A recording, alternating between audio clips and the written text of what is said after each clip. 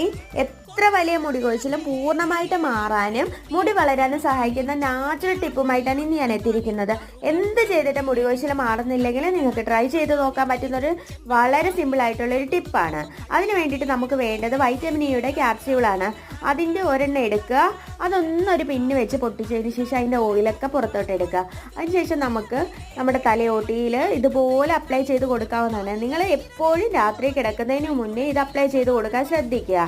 നിങ്ങൾ ഈ ഒരു ടിപ്പ് നിങ്ങൾ ഓൾട്ടർനേറ്റ് ഡേയ്സിൽ 1 മാസം അടുപ്പിച്ച് ചെയ്ത് കഴിഞ്ഞാൽ നിങ്ങൾക്ക് ഒട്ടും എന്തൊക്കെ ചെയ്തിട്ട് മുടി കൊഴിച്ചിൽ മാറുന്നില്ല എന്ന് പറയുന്നവർക്ക് ആ മുടി കൊഴിച്ചിൽ പൂർണ്ണമായിട്ട് മാറാനും മുടി വളരാനും ഒക്കെ ഇത് വളരെയധികം ഹെൽപ്പ് ചെയ്യും. ഇത് നിങ്ങൾക്ക് ഉപകാരപ്പെട്ടാൽ നിങ്ങളുടെ ഫ്രണ്ട്സിനോട് ഷെയർ ചെയ്ത് കൊടുക്കുക.